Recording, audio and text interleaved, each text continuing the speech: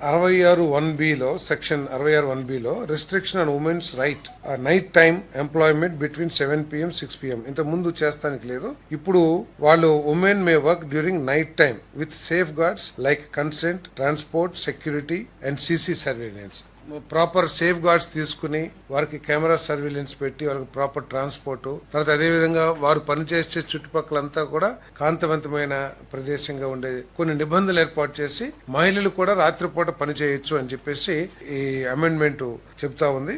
అదేవిధంగా సెక్షన్ 54లో 9 hours per day maximum చేసేదైతే ఇప్పుడు అది 10 గంటలకు పెంచి పర్ డే 10 hours పెంచడం జరిగింది. సెక్షన్ 55లో ఇంత ముందు 5 hours కి 1 hour రెస్ట్ ఉండేది. ఇప్పుడు 6 hours కి రెస్ట్ పీరియడ్ ని మార్చారు. 6 hours కి ఒకసారి రెస్ట్ వచ్చేట్లు. అదేవిధంగా section 56 maximum spread over 10.5 hours అయితే ఇప్పుడు ఎక్స్టెండెడ్ టు 12 hours, అంటే మొత్తం 12 hours దాకా పనిచేసే అవకాశాన్ని కల్పిస్తూ ఉంది.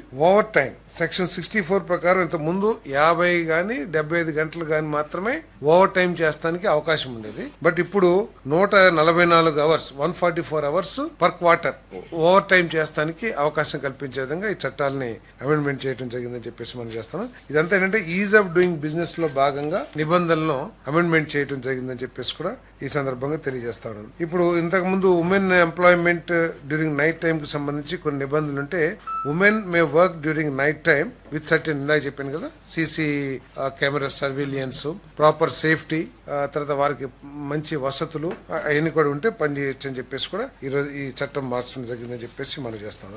అంటే ఆదాయం పెరిగింది కదా, ఎక్స్ట్రా వర్క్ చేస్తారు. ఓటీ ఇప్పుడు ఇంత ముందు 50 గంటలే చేస్తానికి అవకాశం ఉండేది, ఇప్పుడు 144 గంటలు చేస్తానికి అవకాశం ఉంది. దానివల్ల ఆదాయం కూడా పెరుగుతుంది. అదేవిధంగా ఇది నిబంధనల మూలంగా ఏంటంటే ఉమెన్ వ్యవస్థీకృత రంగంలో కూడా, అంటే ఫార్మల్ సెక్టర్స్, ఇంత ముందు చిన్న కుటీర పరిశ్రమలు, చిన్న పరిశ్రమలు పనిచేసేవాళ్ళు ఇప్పుడు ఎస్టాబ్లిష్డ్ ఫ్యాక్టరీస్ కానివ్వండి, లేకపోతే కార్పొరేట్ సెక్టర్స్ లో కూడా పనిచేయడానికి వాళ్ళకి అవకాశం లభిస్తుందని చెప్పేసి మనం చేస్తాం.